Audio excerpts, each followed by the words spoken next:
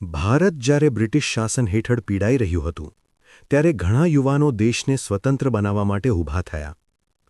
આજની વાર્તા છે એવા 3 બહાદુર ક્રાંતિકારીઓની, ભગતસિંહ, રાજગુરુ અને સુખદેવ, જેમણે પોતાના જીવનનો બલિદાન આપીને દેશને પ્રેરણા આપી.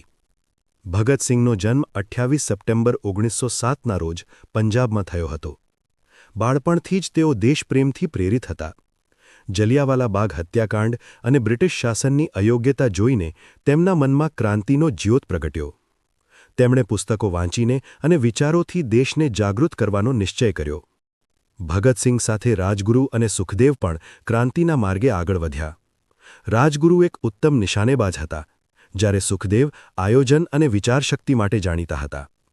ત્રણેય મળીને હિન્દુસ્તાન સોશિયલિસ્ટ રિપબ્લિકન એસોસિએશન સાથે જોડાઈ બ્રિટિશ સામે લડત શરૂ કરી. લાલા લજપતરાયના મૃત્યુનો બદલો લેવા માટે ત્રણેય ક્રાંતિકારીઓએ બ્રિટિશ અધિકારી સાઉન્ડર્સ પર હુમલો કર્યો. પછી દિલ્હી એસેમ્બલીમાં બોમ્બ ફેંકીને ઇન્કલાબ ઝિંદાબાદના નારા સાથે બ્રિટિશ શાસન સામે અવાજ ઉઠાવ્યો. તેમનો હેતુ હિંસા નહીં, પરંતુ લોકોમાં જાગૃતિ લાવવાનો હતો. કોર્ટમાં પણ તેઓ નિર્ભય રહ્યા.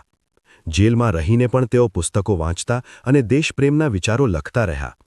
તેમની હિંમત અને આત્મવિશ્વાસે સમગ્ર ભારતને પ્રેરણા આપી. 23 માર્ચ 1931ના રોજ ભગતસિંહ, રાજગુરુ અને સુખદેવને ફાંસી આપવામાં આવી.